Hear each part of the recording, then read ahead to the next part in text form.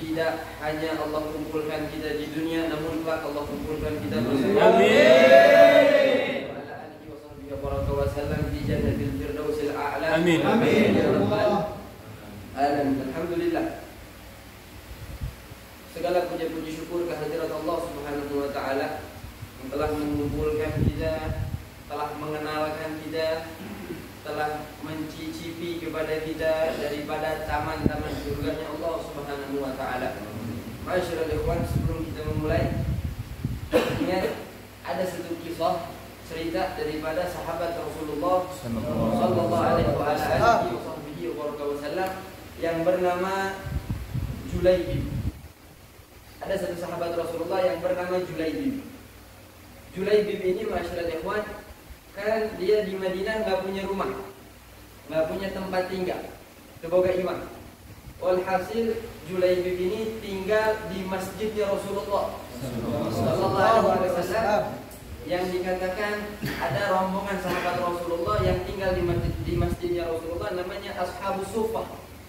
Ashabus Suffah ini mesti kurang ayat nama santri-santri Kanjeng Nabi anu ngendok yang tinggal di masjidnya Rasulullah sallallahu alaihi wasallam. Dan Ashabus Suffah ini dipimpin oleh salah satu sahabat yang dulunya namanya Abdu Ghanam.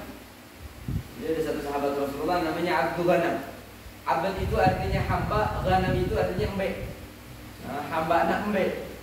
Jika dia datang ke Rasulullah ditanya siapa namanya, kata dia, ya Rasulullah ismi Abdu Ghanam, nama saya hamba embe. Kata Rasulullah, la, namamu bukan hamba embe, bal anta Abdur Rahman. Diganti sama Rasulullah namanya jadi Abdur Rahman. Jadinya Abdu Ghanam. Diganti sama Rasulullah jadi Abdur Rahman. Bahkan dan Rasulullah sering ganti nama sahabat yang tadinya jelek diganti jadi bagus. Kan ada satu sahabat namanya Hazan. Hazan itu artinya sulit. Bukan hazan. Kalau hazan sedih. Kalau hazan itu artinya sulit. Jika ditanya siapa namanya, ismi Hazan. Kata Rasulullah, la bal anta sahl. Bukan, nama kamu bukan Hazan, bukan susah, tapi nama kamu Sahal. Diganti. Sahal artinya mudah. Gara-gara Sahal ini timbullah doa, Allahumma la sahla illa ma ja'altahu sahla wa anta taj'alul hazna idza syi'ta sahla. Ya Allah, tidak ada kemudahan melainkan suatu perkara yang Kau jadikan mudah. Itu doa yang harus kita baca kalau kita lagi ngerasa kesulitan. Allahumma la sahla illa ma ja'altahu sahla. Walhasil, ada satu sahabat ini nama Abdul Ghanam diganti Abdur Rahman. Dan antum pasti kenal siapa Abdur Rahman ini.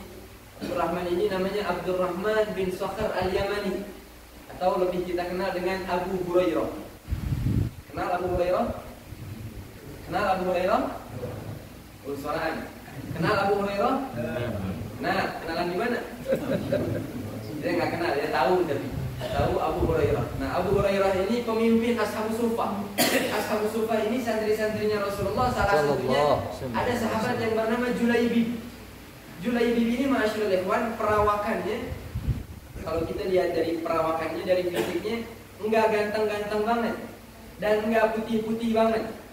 Dan Julaibib ini umurnya masih kecil. Bahkan diriwayatkan di dalam kitab-kitab sirah sering disebutkan Julaibib ini sering masuk ke rumahnya para sahabat. Karena umurnya masih kecil, dia sering masuk ke rumah para sahabat. Jadi di kalangan sahabat-sahabat udah gak asing nih Julaibib. Masih kecil, orang yang masih muda. Walhasil, ketika dia udah menginjak umur baligh, akhirnya Rasulullah khawatir karena dia sering masuk ke rumah sahabat. Mending kata Rasulullah, wahai Julaibib, menikahlah. Udah waktunya kau menikah, udah baligh. Waktunya saatnya kau menikah. Kemudian kata Julaibib, ya Rasulullah, Julaibib menikah? Sama siapa ya Rasulullah? Siapa yang mau sama Julaibib ya Rasulullah? Gak kerja, fisik gak ganteng-ganteng banget. Kalau cipah saya nama, good looking gitu ya. Dengan ditempo. Akhirnya kata Rasulullah, kalau itu urusan saya wahai Julaibib, biar saya yang mencarikan. Walhasil, akhirnya Rasulullah ngomong di hadapan para sahabat. Kata Rasulullah nunjuk, intinya walhasil, inti dari cerita Rasulullah nunjuk ada salah satu sahabat yang punya anak perempuan. Dan anak perempuannya primadona Madinah. Jadi yang paling cantik di kota Madinah. Mawar bodas, kembang desa bahasa Indonesia. Walhasil akhirnya Rasulullah bilang, wahai fulan, sahabat, ngomong ke sahabat ini, katanya, saya pengen minta anak kamu. Kemudian sahabat ini girang, ya ahla bi Rasulillah, marhaban ahlan wa sahlan. Wah, Rasulullah mau jadi mantu saya nih. Kemudian kata Rasulullah, bukan buat saya, tapi buat Julaibib, kata Rasulullah sallallahu alaihi wasallam. Sahabatnya tercengang, kaget. Buat Julaibib. Akhirnya bingung. Sahabat ini bilang, ya Rasulullah, saya musyawarahin dulu sama istri saya. Jadi Rasulullah ngajarin bahwasanya la khaba man istaqar wala nadima man istashar. Gak bakal rugi orang yang istikharah dan gak bakal pernah nyesel orang yang bermusyawarah.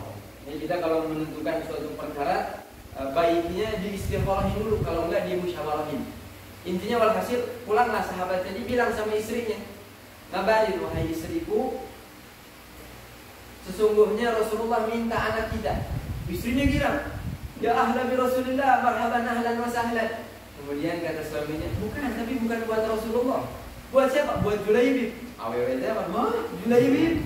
Akhirnya enggak. Kalau buat Julaibib enggak. Ayo deh, gimana cari alasan ke Rasulullah supaya anak kita jangan dinikahin sama Julaibib. Walhasil setelah berdebat suaminya tadi sama istrinya udah musyawarah, akhirnya mereka memutuskan keputusan. Jadi kalau kayak gitu kita bilang aja pahit-pahitan sama Rasulullah buat nggak pengen nikahin anak kita sama Julaibib. Akhirnya pas orang tuanya udah sepakat, abahnya mau keluar, pengen melapor ke Rasulullah, kalau nggak sepakat, nggak diterima permintaannya. Akhirnya anaknya, ternyata anak perempuan tadi di dalam kamar dengar. Anaknya di dalam kamar mendengar perbincangan orang tuanya. Kemudian pas abahnya mau pergi, orang tuanya mau pergi, anaknya tadi perempuan keluar. Dia katakan, wahai ayah, wahai ibu, apakah kalian ingin menolak permintaan Rasulullah sallallahu alaihi wasallam yang Rasulullah nggak pernah ngomong illa wahyu. Ma yantiqu anil hawa in huwa illa wahyun yuha. Rasulullah nggak pernah ngomong melainkan itu dari Allah Subhanahu wa taala. Apakah kalian pengen menolak? Hadihi, ini anak perempuan yang dididik dengan cinta kepada Rasulullah sallallahu alaihi wasallam, dengan takwa kepada Allah Subhanahu wa taala. Akhirnya orang tuanya nanya, "Emang kamu siap nikah sama Julaibib?" Kata anaknya, "Kalau itu perintah Rasulullah, saya ridha, saya ikhlas." Hakada.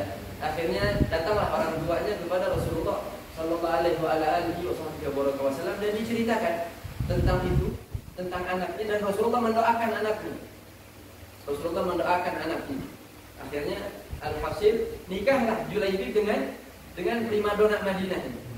Walhasil setelah dia menikah, malam pertama ma'asyiral ikhwan, ini Julaibib ngeliatin istrinya terus, diliatin mulu sama istri, sama Julaibib ini. Sampai kata istrinya, wahai Julaibib, jangan kau pandangi aku seperti itu. Aku malu, wahai Julaibib. Kemudian kata Julaibib, wahai istriku, aku memandangimu karena aku yakin, karena aku senang betul kita ini ternyata ahli surga. Julaibib, memang Julaibib ini terkenal dengan selain Nu'aiman, selain sahabat Rasulullah yang lucu, Julaibib juga lucu. Kata Julaibib, saya ini yakin kita ini berdua ahli surga. Kata istrinya, kenapa? Karena kata Julaibib, penduduk ahli surga itu imma orang sabar, imma orang syukur. Dan saya mendapati kamu bersyukur, kamu dapat saya jadi sabar. Akhirnya ma'asyiral ikhwan, setelah malam pertama dikatakan seperti itu, setelah semua itu terjadi, malam pertama tiba-tiba ketika dia ingin menikmati malam pertamanya, datang panggilan jihad dari sahabat Rasulullah. Al-jihad, al-jihad. Ayo kita perang bersama Rasulullah sallallahu alaihi wasallam. Ada panggilan untuk perang. Kemudian kata Julaibib, wahai istriku, demi Allah, engkau adalah orang yang paling aku cintai setelah Allah dan Rasulnya.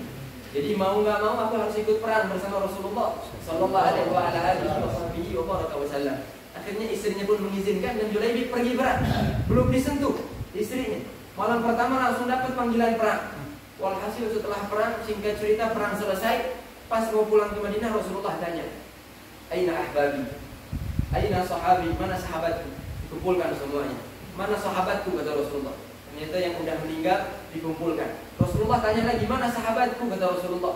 Di mana sahabatku, di mana kekasihku? Akhirnya Rasulullah, semua ada di sini. Kata Rasulullah, ada satu yang kurang. Siapa? Julaibib. Mana Julaibib? Ternyata pas dicari masyarakat ikhwan, Julaibib sudah meninggal, wafat di dalam peperangan al-jihad fisabilillah. Wafat dalam keadaan mati. Radhiyallahu taala anhu. Kemudian Rasulullah langsung yang menguburkannya dan Rasulullah langsung yang masuk ke kuburannya. Dan Rasulullah mendoakan, Dan Rasulullah katakan, ya Allah, sesungguhnya Julaibib bagian dari kami dan kami bagian dari Julaibib. Sallallahu alaihi wa ala alihi wa sahbihi wa baraka wa sallam. Intinya ma'asyiral ikhwan, ini Julaibib sahabat Rasulullah. Kisah yang apa yang harus kita petik dari kisah ini, bahwasanya Julaibib radhiyallahu ta'ala anhu, sahabat Rasulullah sallallahu alaihi wa ala alihi wa sahbihi wa baraka wa sallam, rela meninggalkan syahwatnya yang halal demi Rasulullah, demi Allah Subhanahu wa taala. Masa kita sebagai umat tidak rela meninggalkan syahwat kita yang haram? Dan orang yang meninggalkan syahwatnya karena Allah Subhanahu wa taala, meninggalkan hawa nafsunya karena Allah Subhanahu wa taala dan karena Rasulullah sallallahu alaihi wasallam, maka Rasulullah akan mencintai orang tersebut. Wahakala. Intinya kita belajar dari sini untuk jadi orang yang bersabar, jadi orang yang bersyukur, dan tidak harus menjadi orang yang takut kepada Allah Subhanahu wa taala. Alhamdulillah. Jadi dikatakan di awal ayat, Allah katakan di dalam Al-Quran, A'udzubillahi minasyaitonirrajim, wasbir wa ma sabruka illa billah. La tahzan 'alaihim wa la takun fi dhayqin mimma yamkurun. Innallaha ma'al ladzina taqaw wal ladzina hum muhsinun. Shadaqallahul 'azim. Masyaallah ikhwan.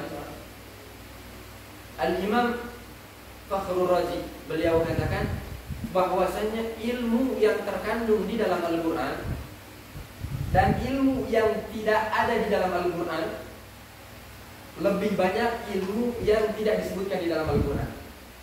Jadi ilmu yang tersurat, ilmu Al-Quran yang tersurat jauh lebih sedikit daripada yang tersirat. Artinya Al-Quran ilmunya jauh lebih luas. Al-Quran ilmunya jauh lebih tinggi dari apa yang kita tahu. Dan bahkan yang kita tahu pun nggak semuanya tentang Al-Quran. Kita nggak tahu semuanya tentang Al-Quran. Dan para ulama mengarang tafsir daripada Al-Quran, ilmu tentang Al-Quran, dan ilmu yang tidak tertulis oleh para ulama jauh lebih banyak daripada ilmu yang tertulis. Jadi Al-Quran ini adalah harta karun yang tidak bisa dihitung jumlah ilmu di dalamnya. Walhasil Al-Imam Suyuti beliau ada mengarang daripada kitab yang judulnya Al-Asrar fi Tartibil Quran. Al-Asrar fi Tartibil Quran, yang artinya rahasia-rahasia di balik urutan-urutan Al-Quran. Masyaallah ikhwan, urutan-urutan di dalam Al-Quran itu yang mengurutkan bukan makhluk, yang mengurutkan bukan manusia, yang mengurutkan adalah Allah Subhanahu wa taala. Memang Al-Imam Suyuti di dalam kitabnya menyebutkan beberapa istilah. Ada yang bilang mengurutkan Al-Quran itu ilmu tauqifi, datangnya dari Allah taala melalui lisan Nabi Muhammad. Ada juga yang bilang urutan Al-Quran ini ijtihadnya para sahabat dengan dalil-dalilnya. Ada juga yang bilang, gaul yang ketiga, bahwasannya Al-Quran ini urutannya sebagian dari Allah taala tauqifi, sebagian dari ijtihad para sahabat. Tapi walhasil al-mu'tamad, sepakat para ulama, kebanyakan para ulama yang mengatakan urutan Al-Quran ini datangnya dari Allah Subhanahu wa taala. Nah, kita tahu semua ayat yang paling pertama turun apa? Surat apa? Surat Al-Alaq. Tapi surat Al-Alaq disimpannya di juz 30, nggak disimpan di pertama.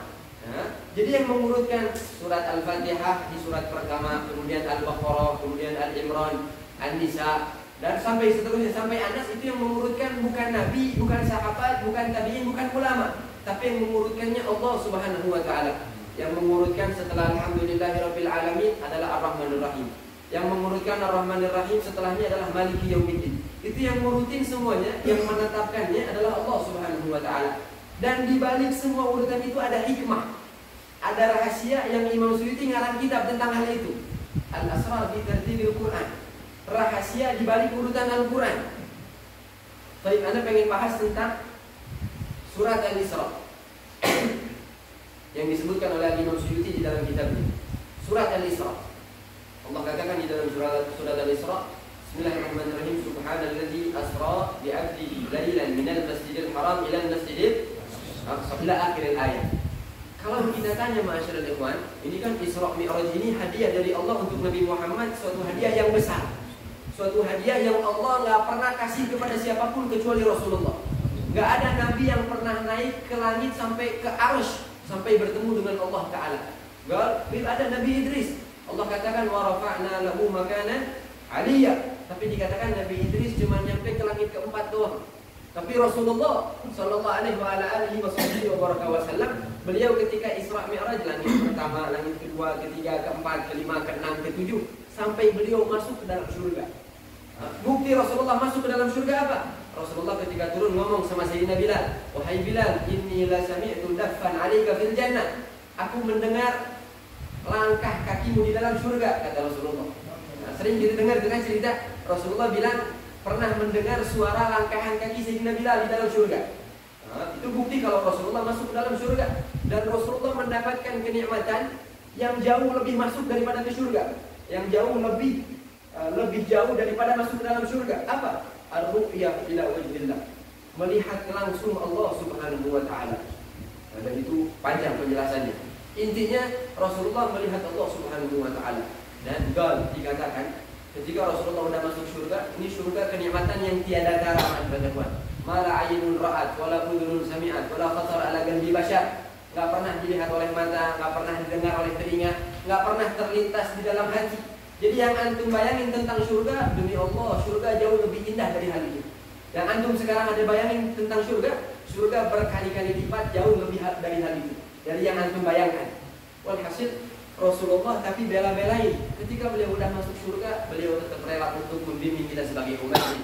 Sallallahu alaihi wasallam. Nanti ini kita masyaallah ketika waqt sakaratul maut, ketika ingin dicabut nyawanya oleh Allah Subhanahu wa taala, itu ada malaikat yang tugasnya datang di hadapan kita ketika kita lagi sakaratul maut, pas pengen dicabut nyawanya, itu beliau membukakan layar, syukur TV gitunya, 72 inci lah bahasanya.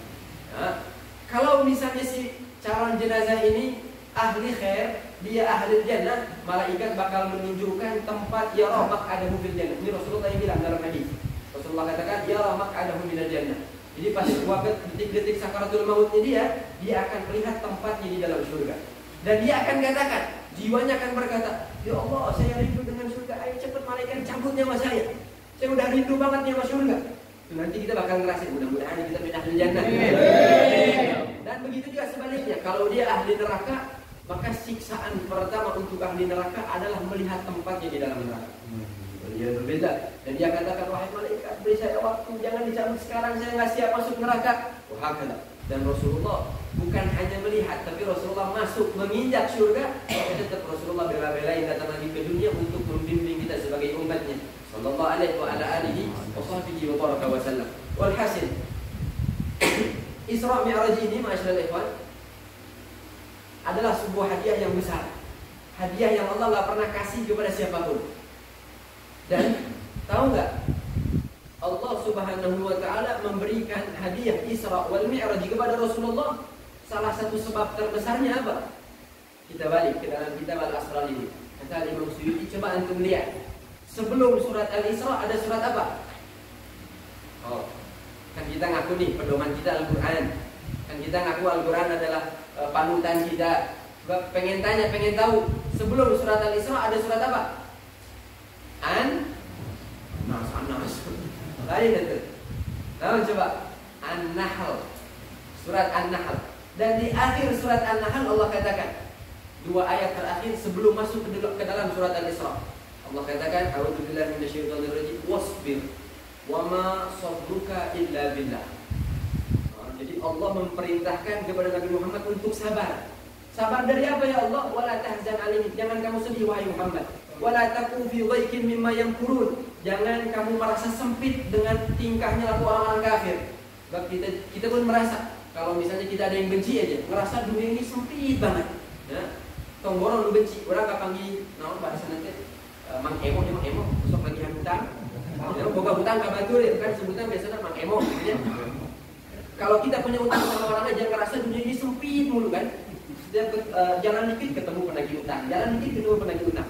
Begitu juga kalau kita punya musuh, ya. Padahal jauh-jauh kita jalan, apa aja ketemu sama tuh musuh, ngerasa dunia ini sempit. Ya, wala taku fi dhaikin mimma yamkurun, kata Allah Taala, wahai Muhammad, sabarlah, jangan sedih, jangan kau merasa sempit dengan tingkahnya orang-orang kafir. Innallaha ma'al ladzina taqaw wal ladzina hum muhsinun. Allah selalu bersama orang-orang yang bertakwa dan Allah selalu bersama orang-orang yang melakukan kebaikan. Ya, jadi Rasulullah disuruh sabar. Intinya surat An-Nahl 2 ayat terakhir ini menjelaskan seputar tentang Sabar. Setelah Rasulullah menjalani sabar demi sabar dari umur 40 tahun ketika Rasulullah diutus oleh Allah Subhanahu wa taala sampai umur 52 tahun. Ketika Isra Mi'raj bayangin 12 tahun atau 13 tahun. Ada yang bilang Isra Mi'raj Rasulullah setahun sebelum hijrah ke Madinah. Ya. Ada yang bilang umur 52, ada yang bilang umur 53. Bayangin dari umur 40 sampai umur 52 tahun, 12 tahun di Mekah diganggu, dicaci maki, diintimidasi, kemudian dihina, wahakala, ujian demi ujian, tapi Rasulullah sabar. Dan natijahnya setelah Rasulullah sabar, Allah katakan ayat setelahnya. Bismillahirrahmanirrahim. Subhanalladzi asra bi 'abdihi lailan minal masjidil haram ilal masjidil aqsa. Setelah Rasulullah sabar, Rasulullah rela ridha dengan keputusan Allah taala, Allah kasih hadiah. Maha suci Allah Subhanahu wa taala yang telah memberangkatkan hamba-Nya dari Masjidil Haram ke Masjidil Aqsa. Alhasil masyarakat, kalau kita ngerti Rasulullah nggak dapat Isra Mi'raj melainkan karena Rasulullah pernah mengalami dan Rasulullah selalu sabar di dalam hidupnya. Nah, maka dari itu masyarakat, bagi kita yang pengen mendapatkan natijah yang bagus, mendapatkan natijah yang baik, mendapatkan natijah hasil titik akhir yang sempurna, maka di awal kita harus sabar. Tapi ingat, jangan kita bilang urang mah sabar we heula, kayaknya bakal indah pada waktunya, kan segitunya. Sekarang rubah mindsetnya. Jangan sekali-kali antum bilang ayeuna mah bae we sabar, kayaknya bakal indah pada waktunya. Bukan. Sabar itu bukan karena akan indah pada waktunya, bukan. Tapi bersabarlah karena Allah selalu bersama orang-orang yang sabar. Allah katakan innallaha ma'a sabirin, al-ma'iyyah. Bersama, kata Allah Ta'ala. Allah bersama orang yang dia berjalan, Allah bersama dia. Dia makan, Allah bersama dia. Dia melakukan suatu perkara, Allah bersama dia. Allah yang nuntunnya, Allah yang ngasih jalannya, Allah yang ngebukain semua kesulitannya. Berkah jadi orang sabar. Jadi sekarang rubah. Jangan kita kira ini mah sabar we heula ge bakal indah pada waktu itu, salah. Ya. Indah pada waktunya itu pasti. Kalau kita benar-benar sabar dan benar-benar yakin sama Allah Ta'ala. Tapi sekarang rubah. Urang mah sabar we sebab Allah selalu bersama orang-orang yang sabar. Mudah-mudahan Allah jadikan kita orang-orang yang sabar. Amin. Intinya masyaallah ikhwan, bagaimana caranya kita sebagai umat Rasulullah yang tadi kita dengar di awal, pengorbanan Rasulullah meninggalkan surga padahal dia udah nyaman dalam surga. Bisa aja Rasulullah minta kepada Allah, ya Allah, selesai udah tugas saya di dunia, pengennya saya tinggal aja di surga. Bisa aja. Dan Allah gak bakal nolak. Tapi Rasulullah bela-belain datang ke dunia untuk membimbing kita sebagai umat. Pertanyaannya sekarang, di mana sunnah Rasulullah yang kita pegang? Di mana akhlak Rasulullah yang kita amalkan? Di mana perintah Rasulullah yang kita kerjakan? Di mana larangan Rasulullah yang kita jauhkan? Di mana sirah, sejarah Rasulullah yang kita baca? Ini pertanyaan untuk kita. Oleh-oleh buat kita bawa pulang nanti ke rumah. Bentar lagi mau masuk bulan Rabiul Awal. Bentar lagi kita bakal masuk bulan kelahiran Rasulullah Sallallahu Alaihi Wasallam. Kira-kira pengetahuan kita udah bertambah atau belum? Kira-kira sunnah kita udah bertambah atau belum? Kira-kira kecintaan kita kepada Rasulullah udah bertambah atau belum? Kira-kira sejarah kita, pengalaman kita untuk lebih mencintai Rasulullah udah bertambah atau belum? Itu yang harus dipertanyakan. Kira-kira anak-anak kita lebih mengetahui artis atau lebih mengetahui Rasulullah? Kira-kira anak-anak kita lebih mengenal Ronaldo atau Rasulullah Sallallahu Alaihi Wasallam? Pertanyakan. Kita yang punya nasib, yang punya tanggungan, kullukum mas'ul, kullukum ra'in, wa kullukum mas'uluna an ra'iyatin. Setiap dari antum ini pemimpin, apalagi yang sudah menikah, yang udah punya anak, yang udah punya istri. Antum ini pemimpin. Wa kullukum mas'uluna an ra'iyatin. Nanti kelak Allah akan pertanyakan tentang kepemimpinan kalian. Bagaimana kalian memimpin istri kalian, memimpin anak kalian, memimpin keluarga kalian? Apakah anak kita, istri kita diajarkan tentang agamanya Allah Ta'ala atau dihare-harekan? Apakah anak keluarga kita, istri kita, kita ajarkan kecintaan kepada Rasulullah? Atau lebih kita diamkan mereka mencintai orang-orang fasik, mereka mencintai orang-orang kufar, waliyadzubillah. Ini yang harus kita jadikan oleh-oleh, yang harus kita pegang kuat, ya, yang harus kita jaga. Lidzalika Allah Subhanahu wa taala katakan, ya ayyuhalladzina amanu qu anfusakum wa ahlikum nar. Allah suruh kita jaga diri kita dari api neraka dan keluarga kita. Jaga anak kita, jaga istri kita dari jauh, supaya jauh dari api neraka. Dengan apa? Dengan menjalankan perintah-perintahnya Allah Subhanahu wa taala, menghidupkan sunnah Nabi besar Muhammad sallallahu alaihi wasallam, mengaku kita cinta kepada Al-Qur'an, menjadikan Al-Qur'an pedoman kita. Tapi walhasil kita baca Al-Qur'an setahun sekali, bulan Ramadan doang. Itu pun kalau semangat. Itu pun kalau misalnya di masjid ikut tadarusan. Kalau di luar masjid Al-Quran di rumah udah burukan.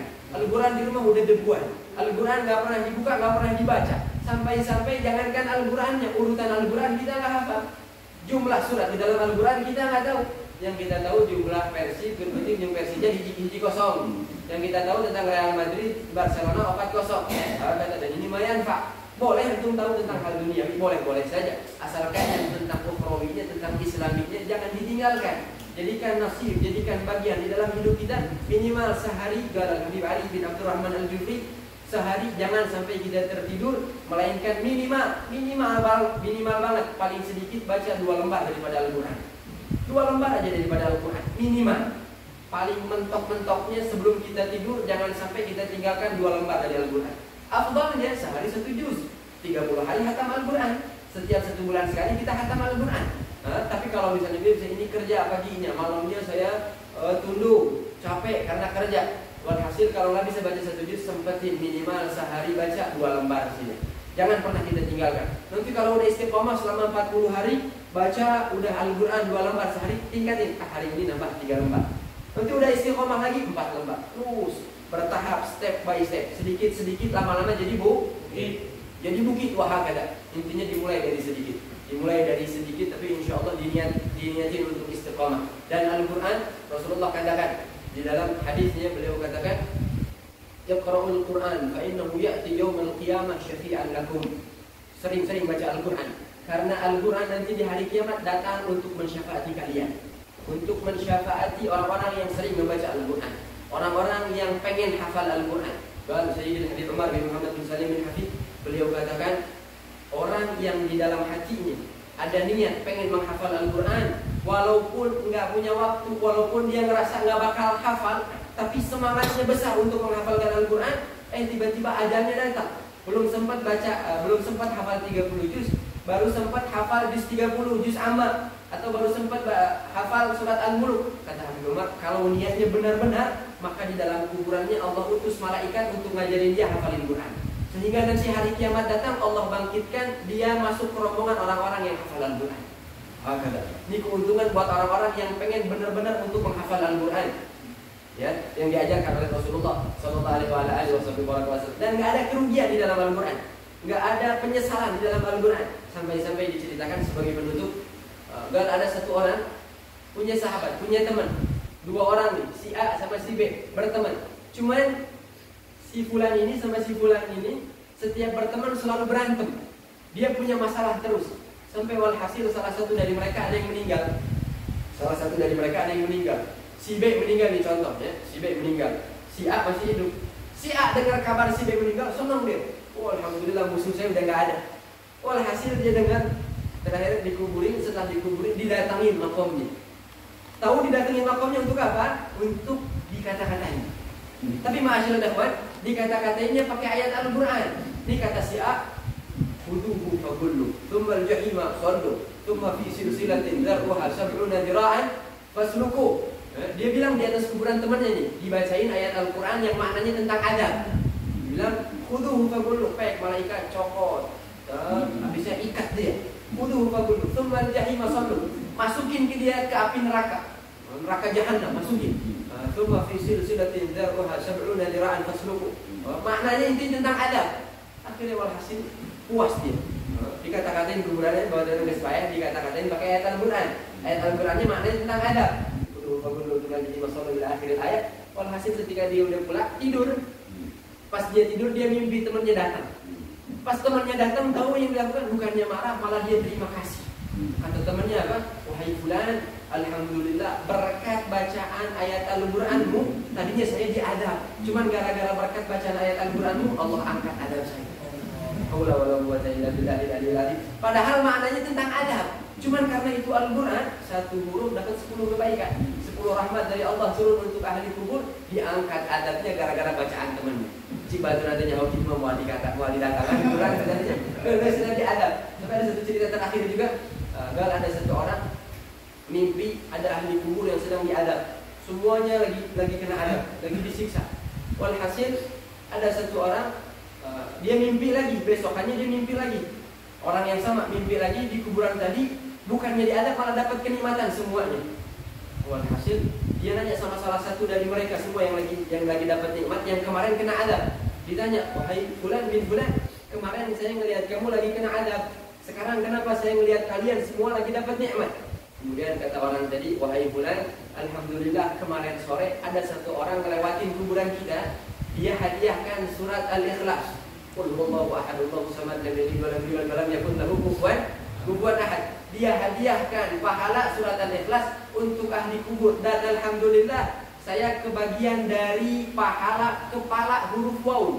Huruf waw kan ada bulatan tuh, ada kepalanya. Nah, saya dapat kebagian dari kepala huruf waw, sehingga gara-gara pahala kepala huruf waw tadi Allah angkat azab saya dan Allah ganti dengan kenikmatan. Jadi nggak ada kerugian di dalam bacaan Al-Quran, dan semua bacaan Al-Quran yang kita kirimkan sampai kepada ahli kubur dan akan jadi kebanggaan untuk mereka ahli kubur. Dan demi Allah, orang-orang yang bilang bacaan Al-Quran nggak bakal sampai, bacaan Fatihah bid'ah, tahlilan bid'ah, demi Allah nanti kalau mereka udah meninggal mereka bakal nyesel karena nggak ada santrinya, keluarganya yang ngirim Fatihah untuk mereka. Terpercaya, coba asal aja lah, bakal nyesel. Kalau dia tahu ternyata bacaan Al-Quran bermanfaat untuk ahli kubur, maka demi Allah dia akan menyesal nanti di kuburannya, karena nggak ada satupun orang yang bacain doa untuk dia, ngirimin Fatihah untuk dia, ngirimin bacaan-bacaan ayat Al-Quran untuk dia, dan dia akan merasa menyesal dengan apa yang dia katakan di alam dunia. Mudah-mudahan Allah jadikan kita orang-orang yang sabar. Mudah-mudahan Allah jadikan kita ahli Quran. Mudah-mudahan Al-Quran kelak di hari kiamat menjadi syafaat untuk kita, menjadi syafaat untuk orang tua kita, menjadi syafaat untuk guru-guru kita, menjadi syafaat untuk murid-murid kita, menjadi syafaat untuk anak-anak kita, dan menjadi syafaat untuk muslimin, muslimat, mukminin, mukminat. Allahumma ya man wafaqa li ahli khair wa a'inahum alih, wa fiqna bil khair wa a'inahum alih. Allahumma la tuhrimna khairan ma indaka bi syarrin ma indaka, fadlan wa ihsana. Sallallahu ala sayyidina Muhammad wa alihi wa sahbihi wa sallam. Sami'na ala takbir wa lakum minkum. Assalamualaikum warahmatullahi taala wabarakatuh. Waalaikumsalam.